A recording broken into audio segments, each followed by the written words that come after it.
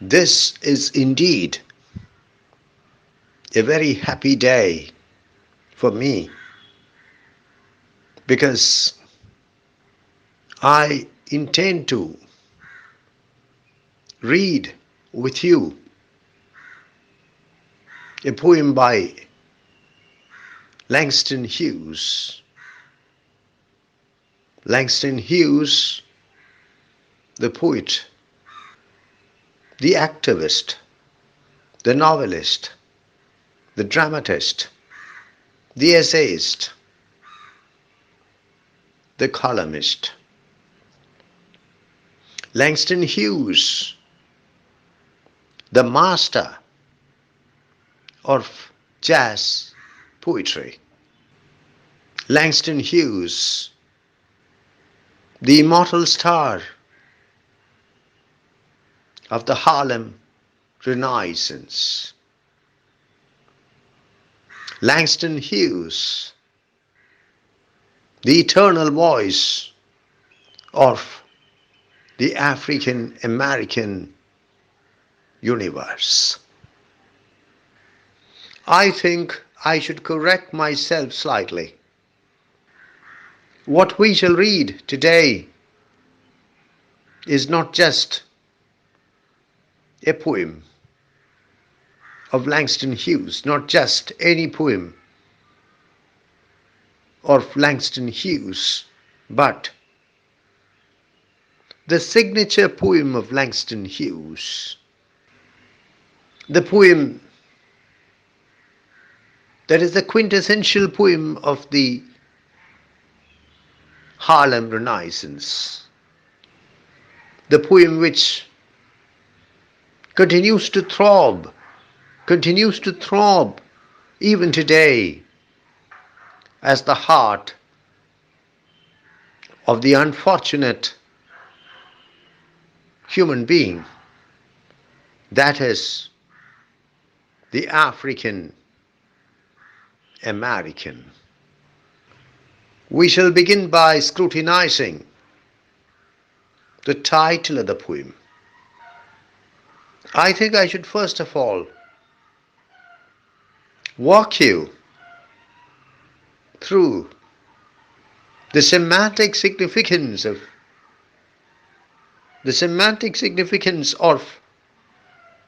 Harlem, the term Harlem. The poem under discussion is titled Harlem, but sometimes it is also titled A Dream Deferred. Some editors prefer the title A Dream Deferred. Harlem is a neighborhood in Upper Manhattan, New York. Harlem was originally a Dutch village. As a result of the Great Migration in the 20th century, more than 6 million African Americans moved out of the southern states, and the most preferred destination of this migration was Harlem. Harlem became the locale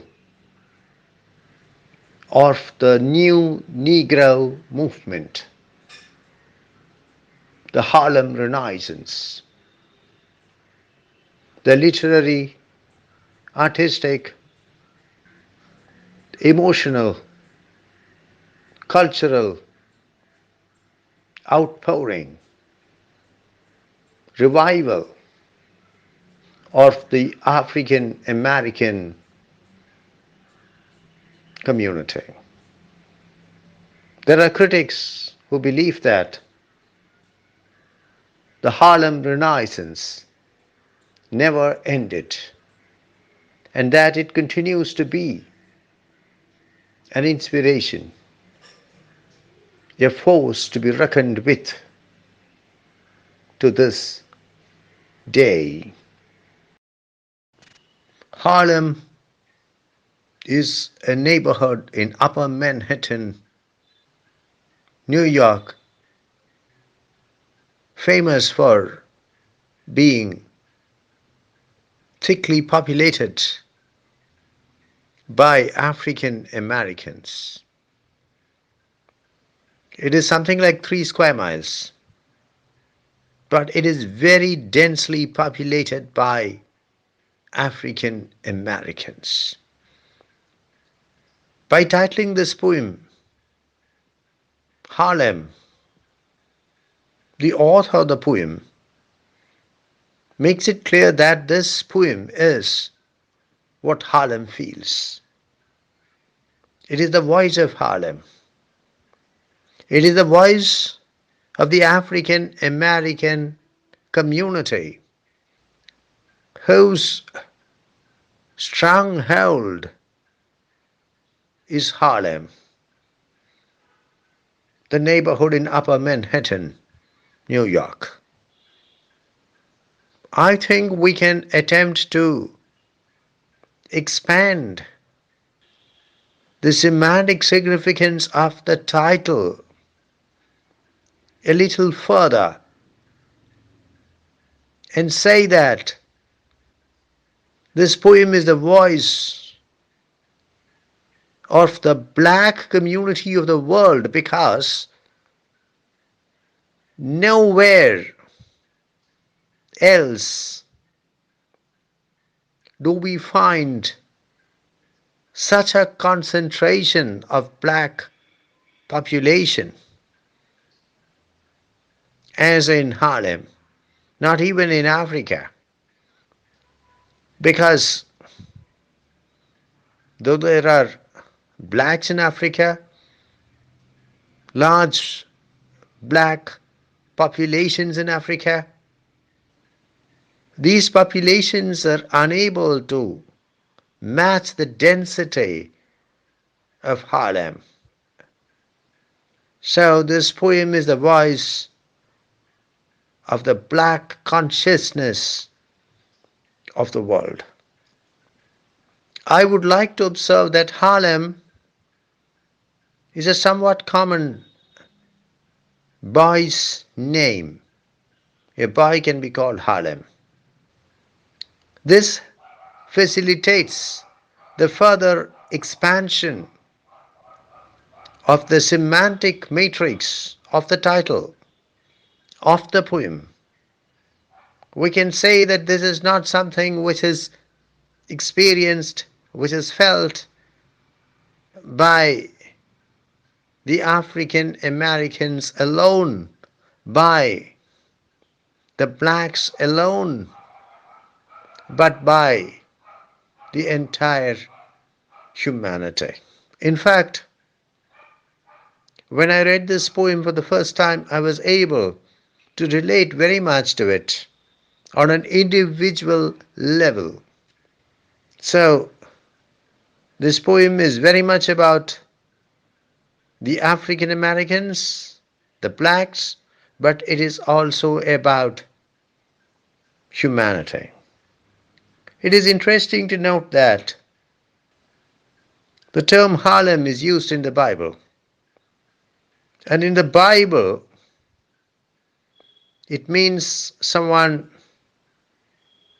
who faces adversity with equanimity, one who refuses to lose faith in adversity, one who is, even in the most trying circumstances, a peacemaker.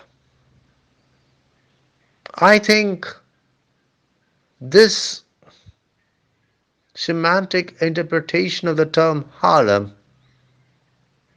is also very appropriate to the poem, because the African American community, the black community in general, has always refused to lose faith even in the face of tremendous adversity. The poem has the alternative title, A Dream Deferred. What is a dream? A dream is what you see in your sleep, the happenings, the events that you visualize in your sleep, and you suddenly wake up and you realize that you are seeing them. But more than that, a dream can be a desire which you very much treasure,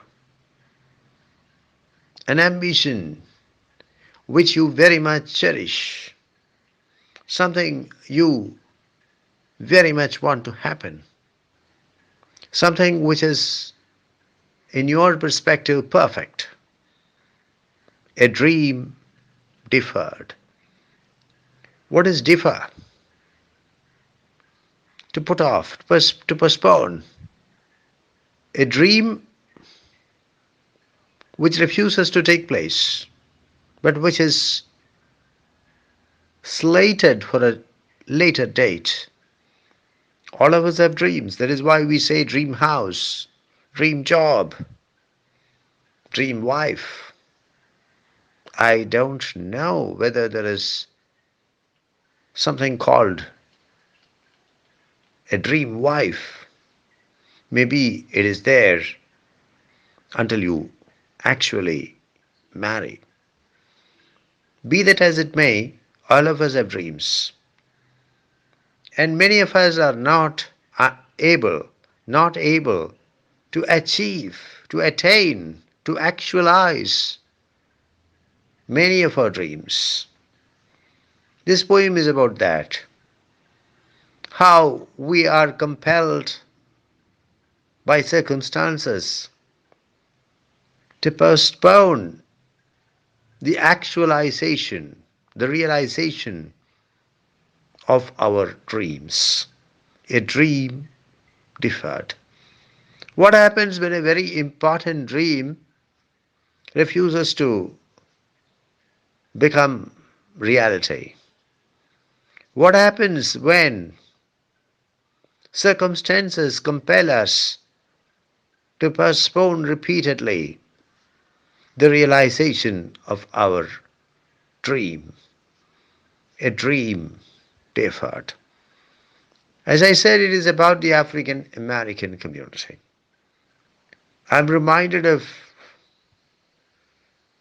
the great speech of Martin Luther King Jr., I Have a Dream. It is certainly possible to relate this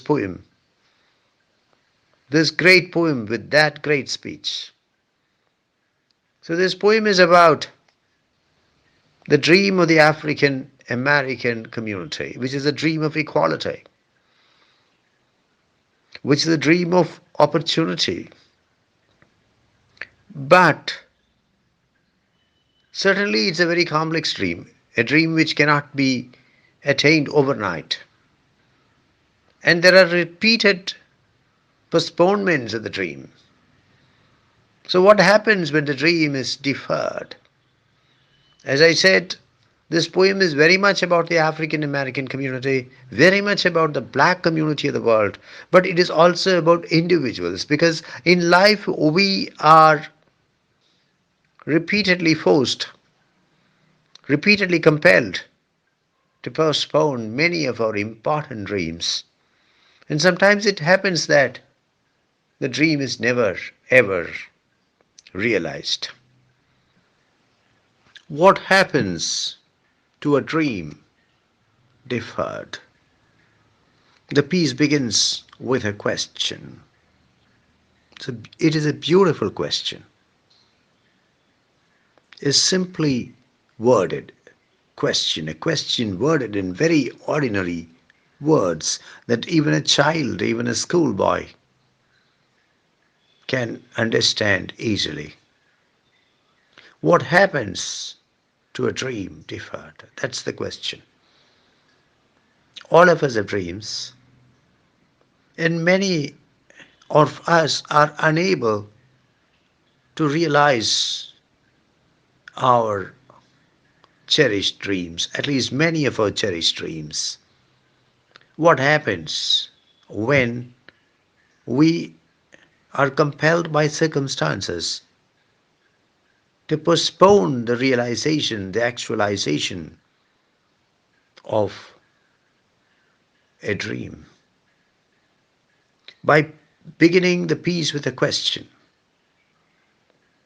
The poet succeeds in provoking the interest of the reader. The reader wants to know what the answer to the question is. And so the question succeeds in capturing the attention of the reader, the interest of the reader. And it is not an ordinary question. What happens to a dream deferred? It's a question which strikes a chord with every human being. When I read this poem for the first time, when I started reading this poem for the first time, I found that the opening question was successful in striking a chord with me, because this is something which we always come face to face with. We have dreams, and the dreams are postponed, sometimes infinitely. So what happens to a dream deferred? I feel tempted here to mention the concept of difference, developed by the French philosopher Jacques Derrida. The concept of difference, which lies at the core of his theory.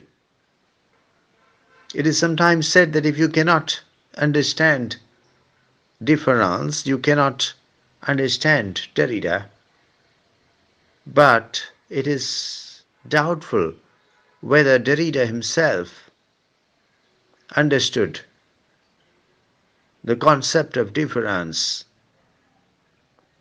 to the fullest extent. Difference, as Derrida saw it,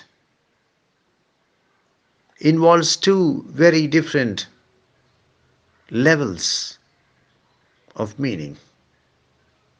One is to differ, to be different from, not to be the same as. The other is to differ, to postpone, especially to postpone meaning. Thus, difference attempts to capture within its semantic grasp two very different operations: to differ and to differ. Of course, we can make an attempt to apply this Derridian concept to the word differ used in the poem under discussion, though it may sound a bit far-fetched to some of you. Here, differ means to postpone. The dream is deferred. That is because we live in a world which is very different, which is not the same as what it should be. That is why we are compelled to defer or to postpone our dream. And the dream is such that once it is realized, there will be a significant difference to this world. The dream is deferred, postponed. But if the dream is not deferred, it is not postponed, it will make a significant difference to this world. The realization of the dream will make this world a different place. What happens to a dream deferred? The poet does not say what happens to a dream which is deferred or that is deferred. The compression, the reduction of all the unnecessary words. It heightens the impact of the question. What happens to a dream that is deferred, which is deferred, is what the poet asks. But the poet suppresses the two words that is, or the two words which is, and the poet asks, what happens to a dream deferred? And please notice the fact that very simple diction has been used. As I've already pointed out, even a schoolboy, even a child can, can understand this question and empathize with this question and identify himself with the speaker who poses this question. Does it dry up like a raisin in the sun? Of course, this is a question, but it is more of a rhetorical question. It is more of an answer to the first question, what happens to a dream deferred? The poet now suggests the possibilities, and he clothes the possibilities in the form of questions. Does it dry up like a raisin in the sun?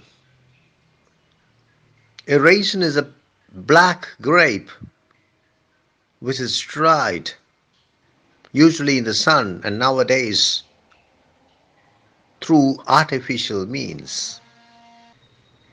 Does it dry up?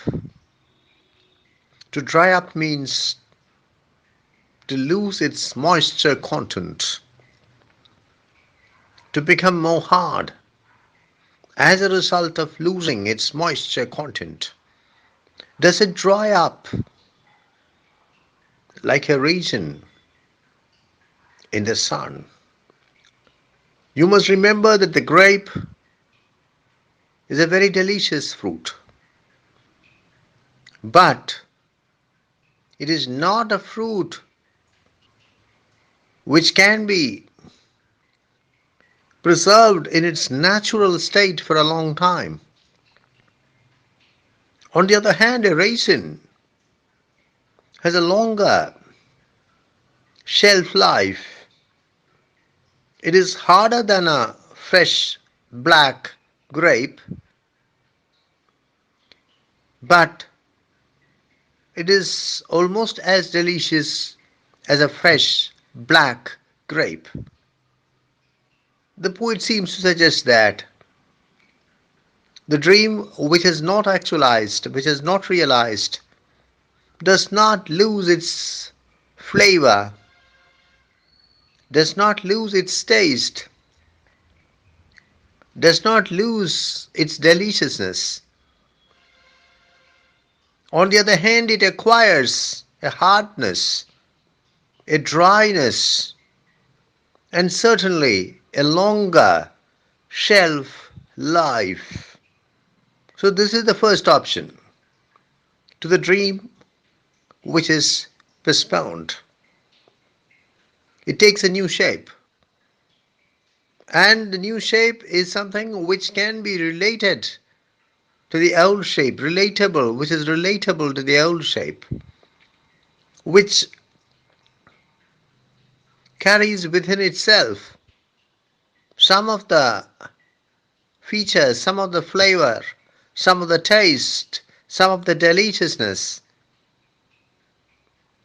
of the earlier form. Does it fester like a soul and then run? The thematic trajectory of the poem undertakes a sudden and unexpected leap from the raisin. The trajectory jumps to the soul. A soul is a raw spot on the body, a raw infected spot on the body. To fester means to be full of pus and blood, and pus is nothing but mainly white blood cells. Does it fester like a sore? To begin with, the poet gave a very positive image as the answer to the primary question in the poem. Does it become a raisin? If the dream is a black grape, is the deferred dream a raisin? But deliberately, the poet now brings in a very different, a shockingly different element, a soul. Does it fester like a soul? A soul is a wound which is raw, which is infected. To fester means to be full of pus, blood. And run means the liquid oozes down from the wound, from the soul. The soul becomes full of pus, full of blood. It festers. And then the pus, then the liquid starts flowing down, dripping down. That is what the poet means when he says, and then run. So we have here a very sordid image of a festering soul. The dream that is deferred, the first option is it can become a raisin, as delicious as a black grape. The deferred dream is as delicious as the dream itself. The second option is it can become a soul. Not just a soul, but a festering soul from which fluids are dripping down. A running soul, a festering soul. You cannot get rid of it. You don't like it. It is painful. You hate it. But there is no way in which you can escape from it. You can get rid of it. I think the two options are in a way mutually complementary. The raisin as delicious, the raisin as delicious as the grape, and the festering sour simply unbearable. Does it stink like rotten meat? What a powerful question. To stink means to release strong, unpleasant smell. Does it stink? To stink can also mean be scandalous, be contemptible, be disgraceful. Does it stink like rotten meat? Meat is, of course, the flesh of animals that is eaten. Rotten means decayed. Meat by itself, I think, stinks. Raw meat. My exposure to meat is not comprehensive enough, strong enough to provide me the authority to speak on it. But I think meat by itself stinks. Rotten meat Meat which has decayed. Does it stink? It is, of course, the dream which has not actualized, the dream which is beyond realization. Does it stink like rotten meat or crust and sugar over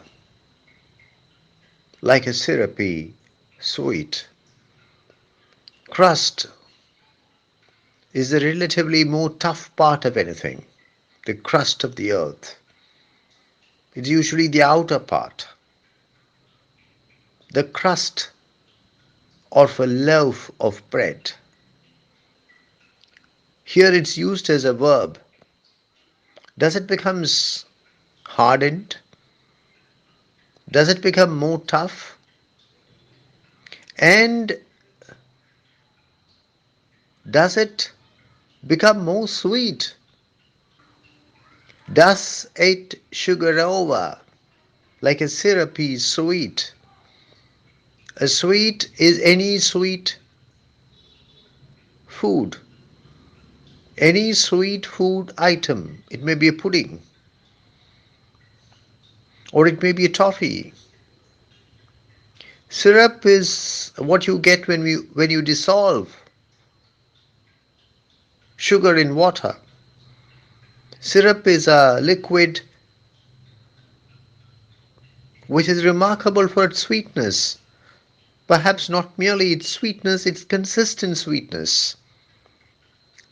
What is the poet trying to suggest? The dream that is deferred becomes hardened, becomes more tough, and perhaps becomes more sweet or more consistently sweet because it is not merely a dream, but a dream that is not realized, not actualized. Thus, at this stage of the poem, we are face to face with four options: raisin, sour, rotten meat, and syrupy syrupy sweet. You must notice that the poet gives two very pleasant, very memorable, very sweet options at the two ends of the option spectrum: raisin and sweet. And in the middle, he places two very unpleasant options: a soul that is festering and meat which is rotten. Can we interpret this arrangement in any manner? Perhaps the speaker is trying to suggest that a dream which is postponed, a dream which is deferred, well, we may speak about it with an air of nostalgia in a rather memorable manner. We may try to convince ourselves that it is now quite sweet. It is now perhaps even more sweet than what it was when it was just a dream. The dream deferred is more sweet than the dream itself. But that is only on the outer surface, in the heart of the matter.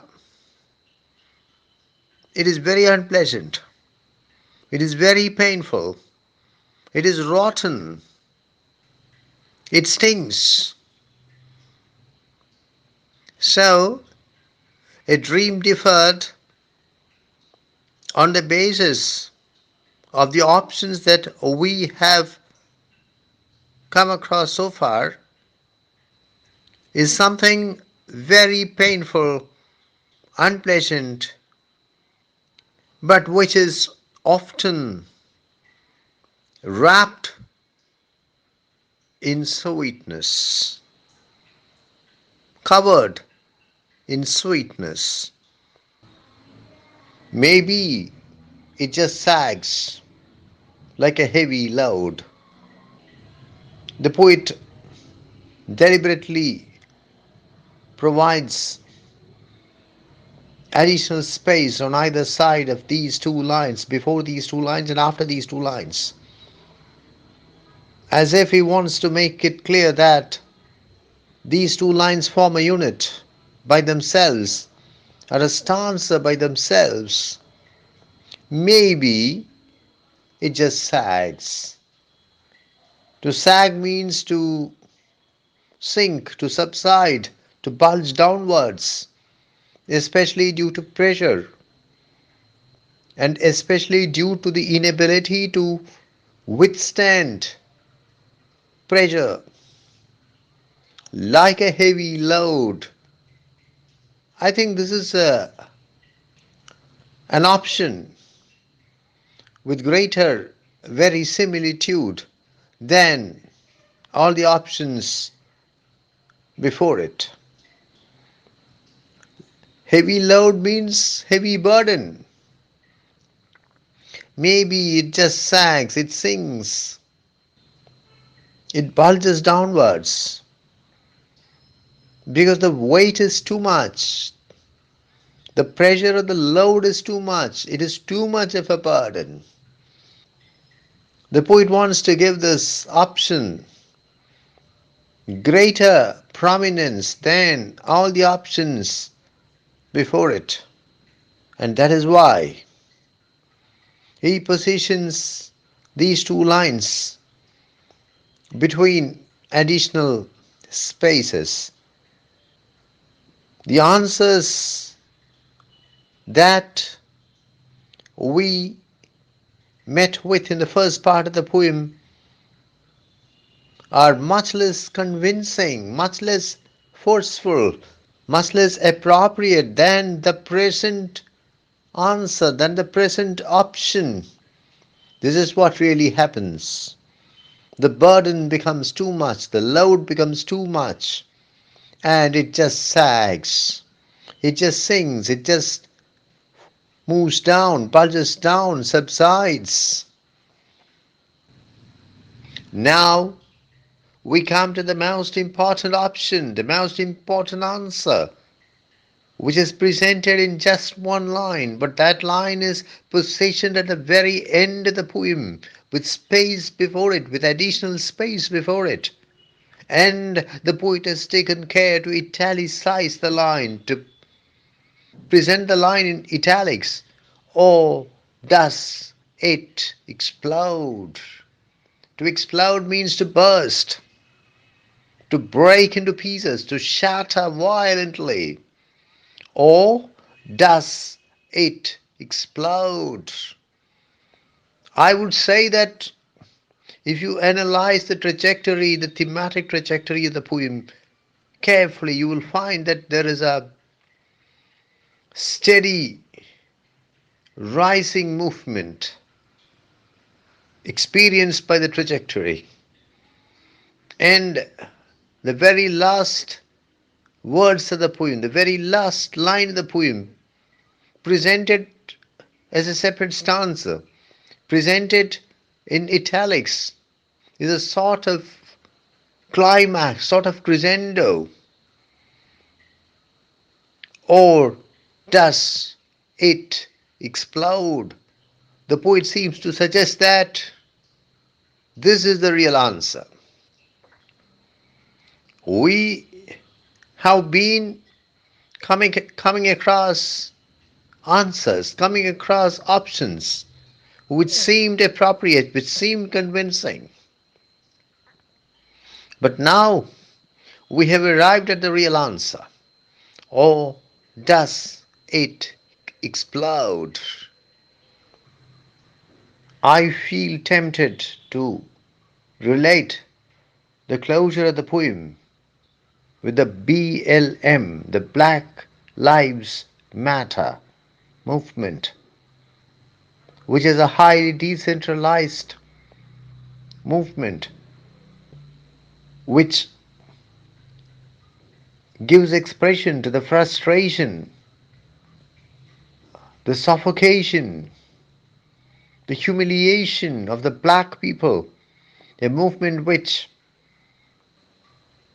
has in the recent past raged across the United States, the United Kingdom, countries in Europe, and even Japan.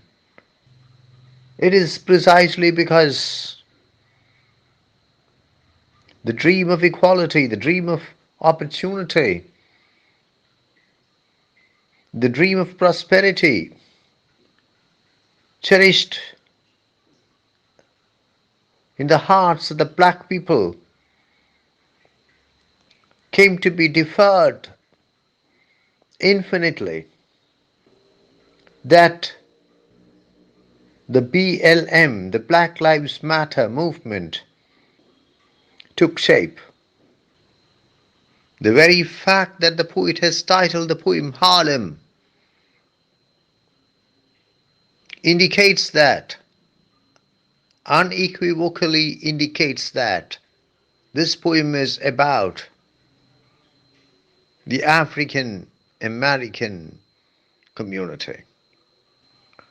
This is what happens when the dream of the African American community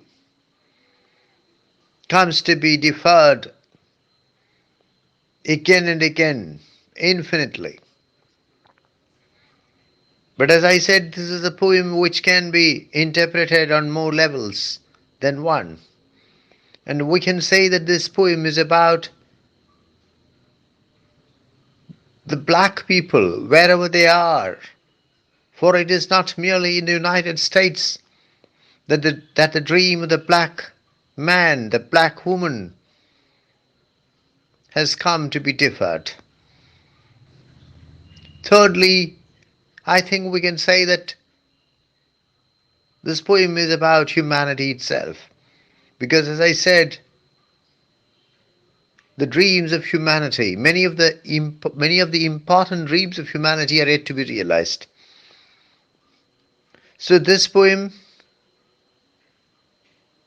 is about the human dream and what happens when the dream of humanity, when the dream of the human race is indefinitely postponed. Finally, I think that we can give a very individual interpretation to this poem. This poem can be about the dream of a person, the dream of an individual. Most of us have dreams, and many a time our dreams don't come true. This poem is about what happens when the dream does not come true. Finally, there is an explosion. It can be interpreted as a shattering of the psyche of the person, a shattering of the psyche of the individual. If I remember correctly, there is an anecdote about Napoleon Bonaparte visiting a mental hospital and remarking that that place was full of failed Napoleons. When you realize that your dream can never ever be realized, it can happen that you explode psychologically, mentally. It is simply impossible to treat this poem without relating it to the electrifying speech, to the electrifying speech, I have a dream, I have a dream, delivered by Martin Luther King, Jr., in the historic March on Washington in 1963, it is possible to say that on one level of interpretation, the dream that is the central thematic element of this poem, and the dream that is the dream that is visualized by Martin Luther King Jr. in his speech are identical.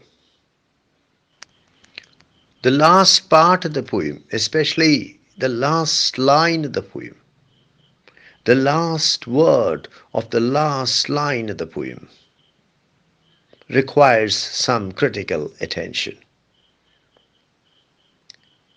What is the speaker trying to say? Or does it explode? The word explode means shatter violently, break up noisily into pieces, be overcome by sudden destructive emotion. So the poet wants to know whether the dream will explode. What exactly is the poet trying to convey? I think that we can offer two very different interpretations of the line.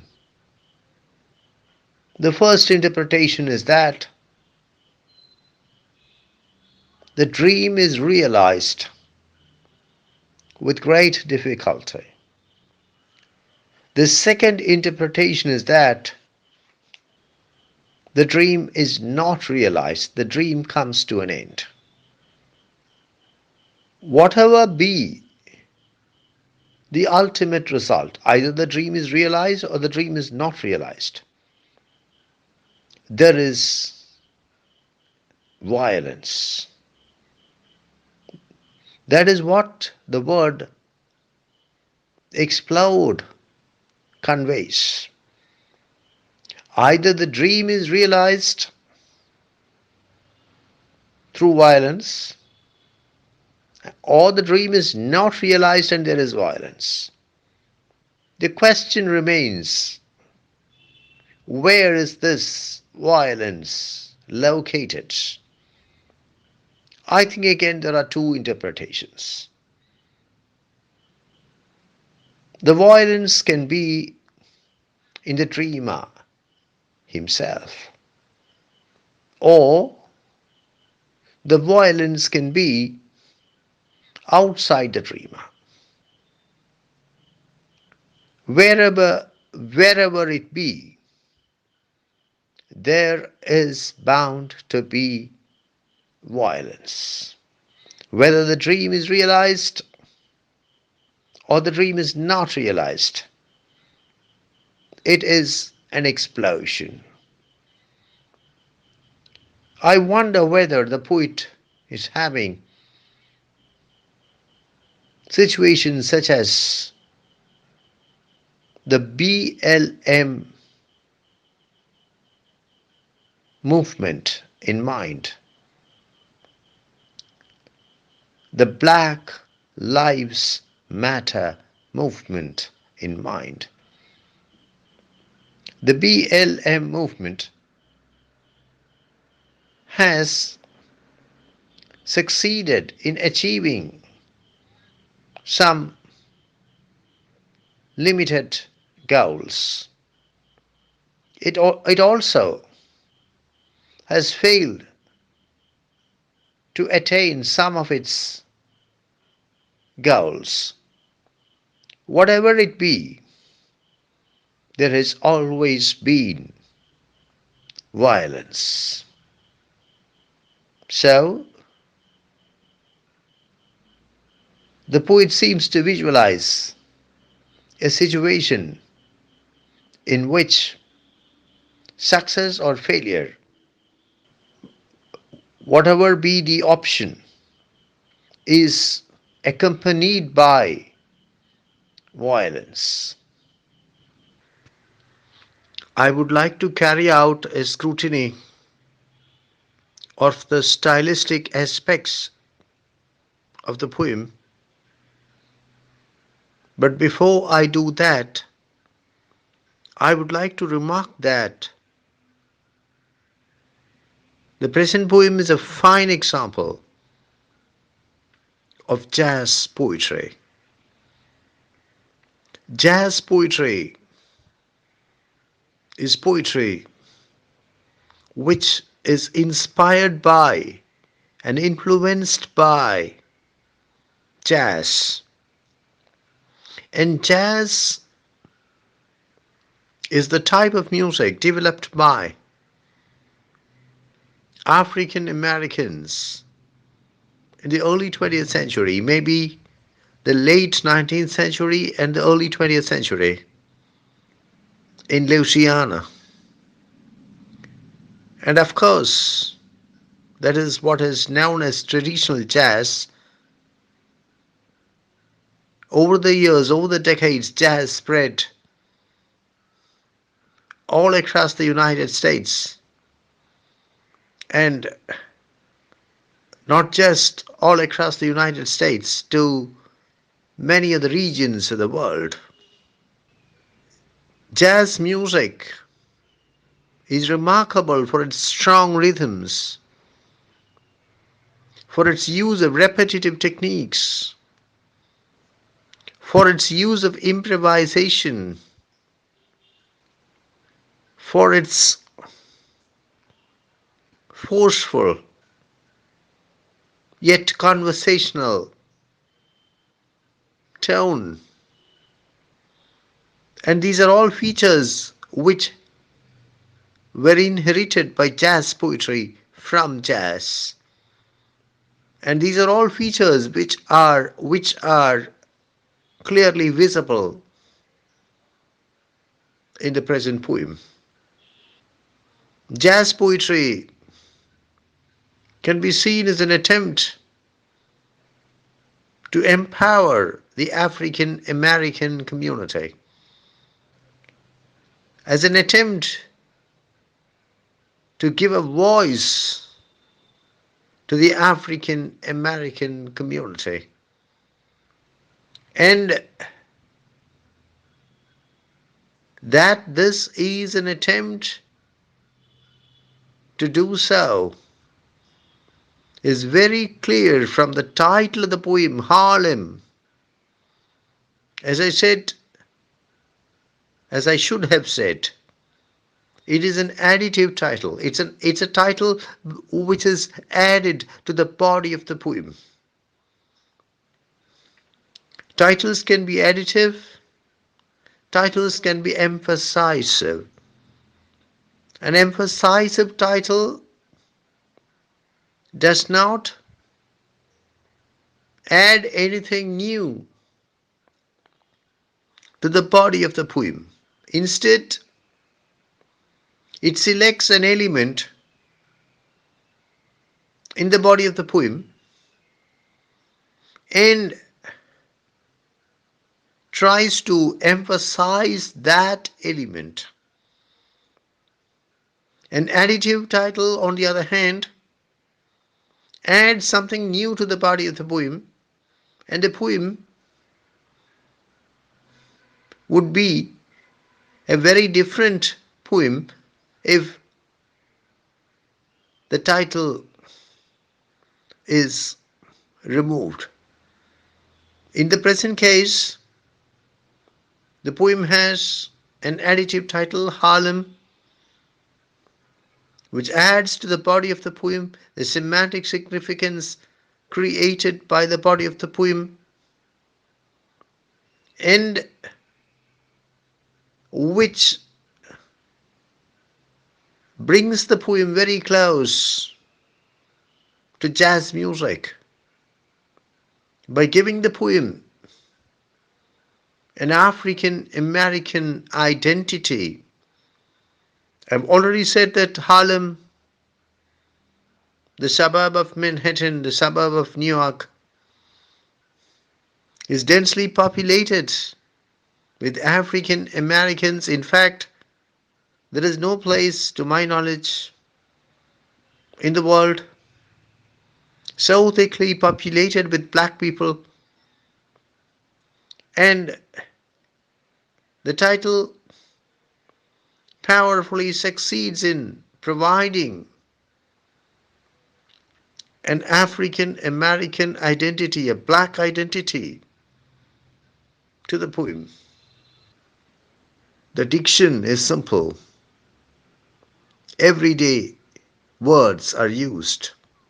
There is not even a single word in the poem which would be unfamiliar to a schoolboy, to a child. Again, this is a feature which has been borrowed by jazz poetry from jazz itself. Because if you use a strange word or an unfamiliar word or a difficult word or a scholarly word, the line of the song carrying that word fails to make an immediate impact on the listener. So in jazz music, the lines are filled with very, very simple, ordinary, everyday words. And that is precisely the case with the present poem. There is an air of improvisation about the whole poem. You get the feeling that the poem was written without much application of thought, without much cogitation. This is not a poem where an intellectual argument is carried out. It's a poem which is very close to a song. The whole thing seems to have been improvised in a matter of minutes, just as a jazz song is improvised by the singer as he sings it along. It has to be observed that the poem is something very unpoetic.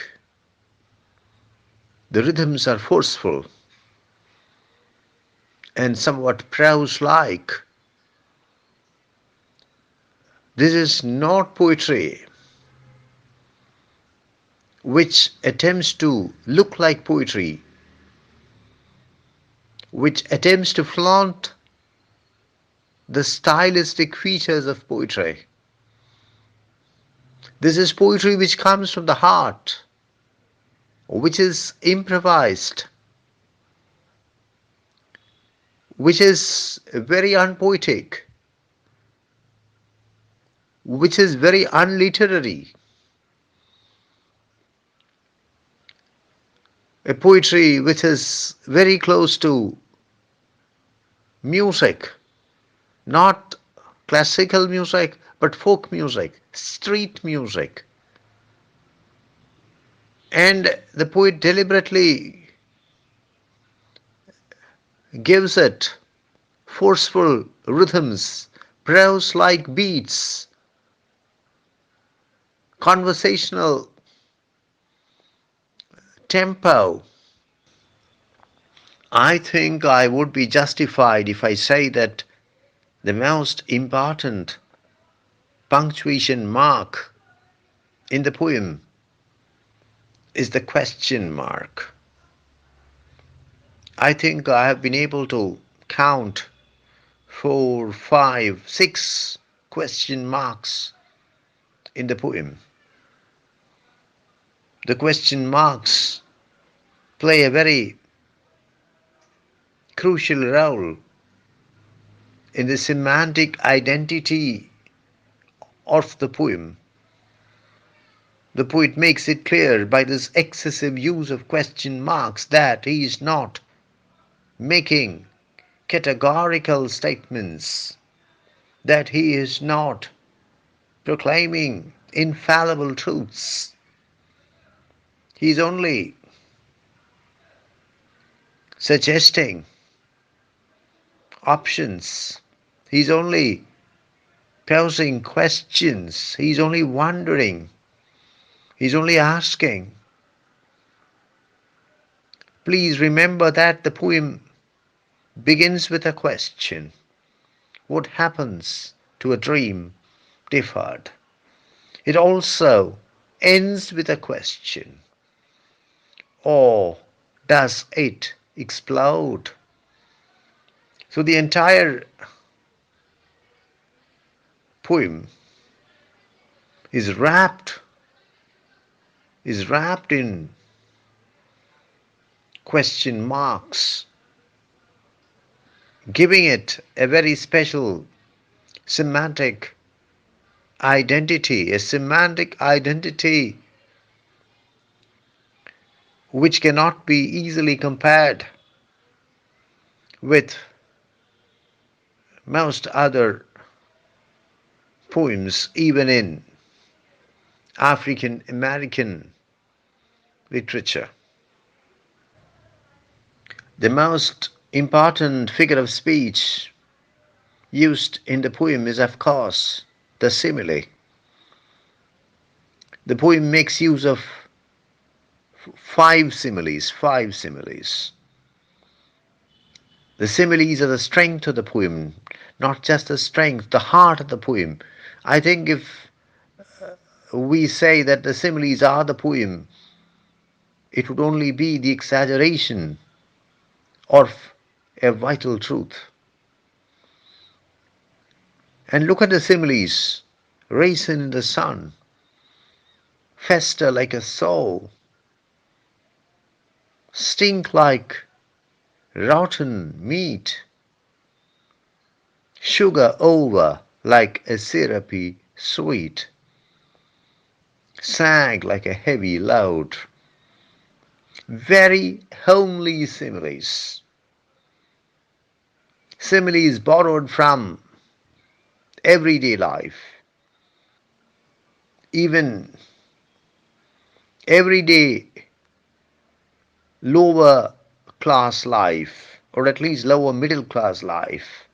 You must understand that this poem was written in New York, not the lower class life of India, where I think raisin or meat or a syrupy sweet would not be something commonly met with. But lower class life in America, in the United States, homely similes borrowed from everyday life, borrowed from the everyday life of the African Americans of Harlem, especially of Harlem. The poem does make use of rhyme. In fact, the use of rhyme is one of the fundamental strengths of the poem. The poem has a rhyme scheme. Sun, run, meat, sweet, loud, explode. But the rhyme scheme is not a very traditional rhyme scheme. As I said, the whole thing appears to be improvised, and a very formal, a very traditional rhyme scheme would have destroyed this air of improvisation that hangs over the poem. A metaphor is somewhat like a simile in disguise. A metaphor is a simile which refuses to state the comparison, which only suggests the comparison instead of stating the comparison. A metaphor is an implied simile. We can say that Harlem concludes with a very, very powerful, even a spectacular metaphor. What is the last line of the poem? Or does it explode? The metaphor of the bomb is introduced by the poet at the closure of the poem. Perhaps it is not merely a bomb but a time bomb, because this is precisely what happens when a dream is postponed repeatedly. A dream is deferred. When a dream fails to actualize itself,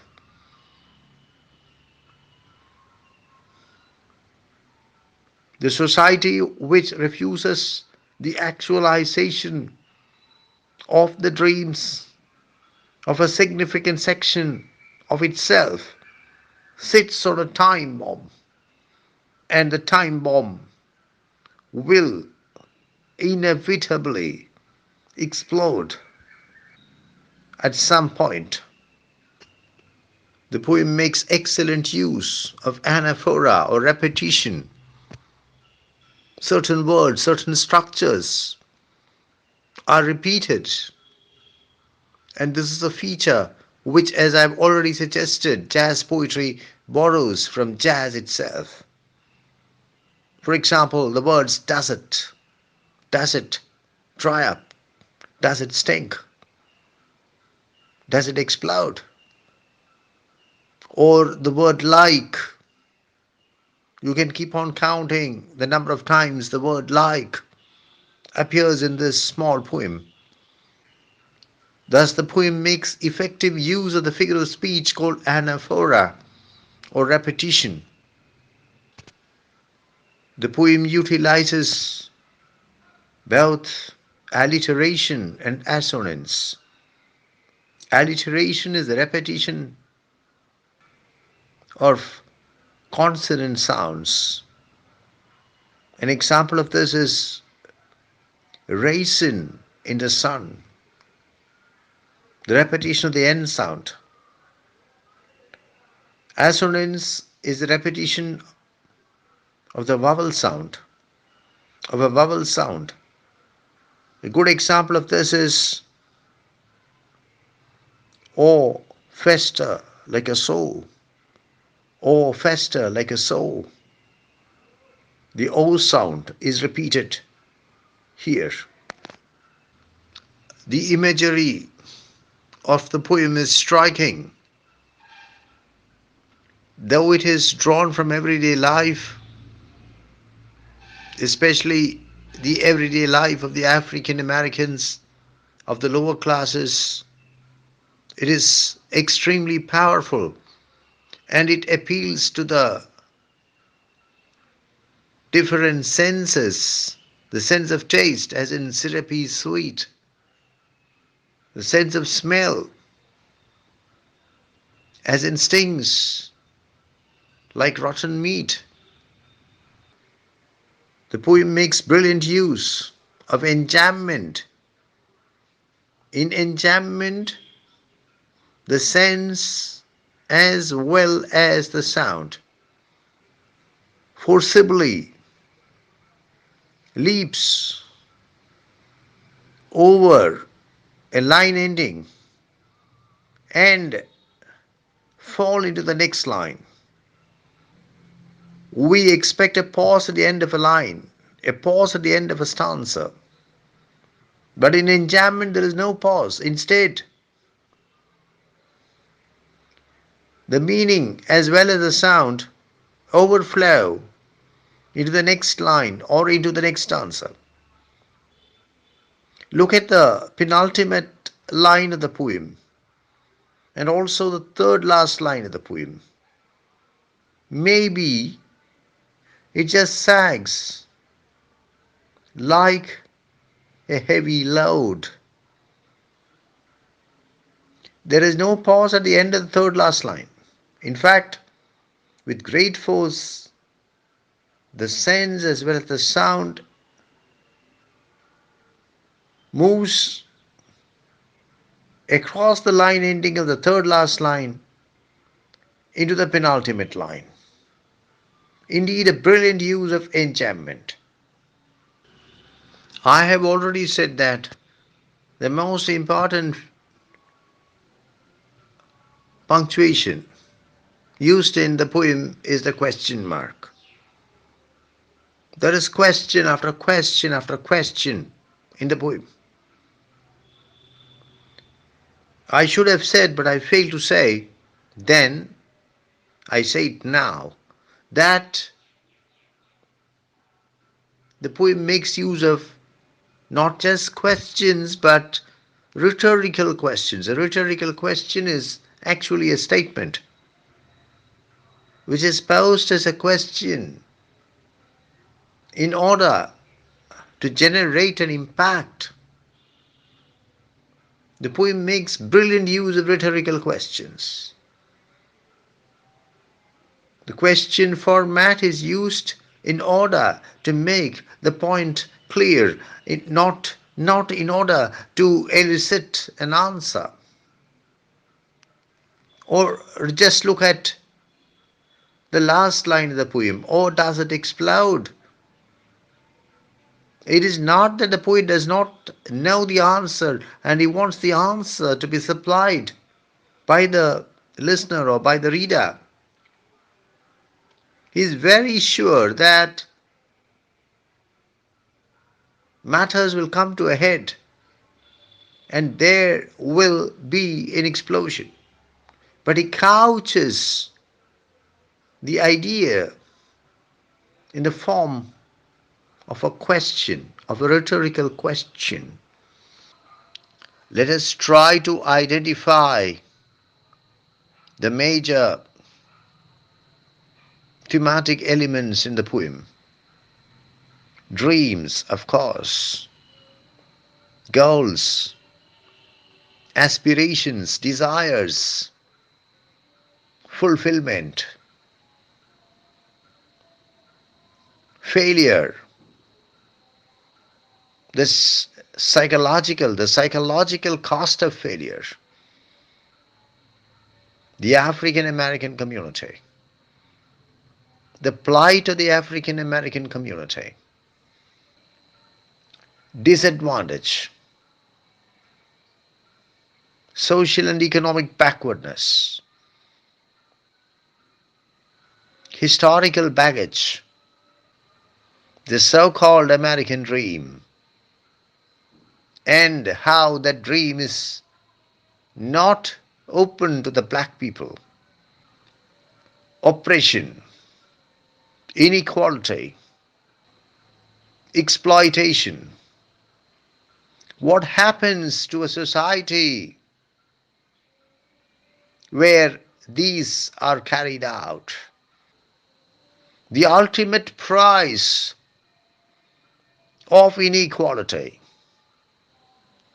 of the denial of the legitimate aspirations of a section of the people, of the banning of a particular community from reaping the fruits of success, prosperity, and fulfillment.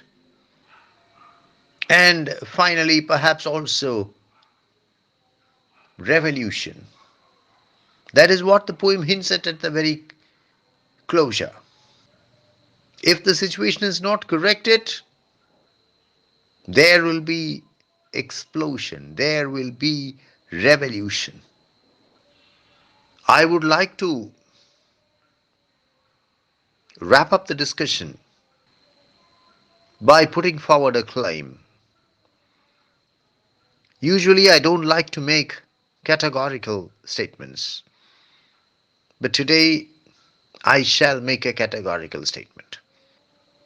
This short poem, this pithy poem, is the most popular poem in African American writing, or at least one of the most popular poems in African American writing.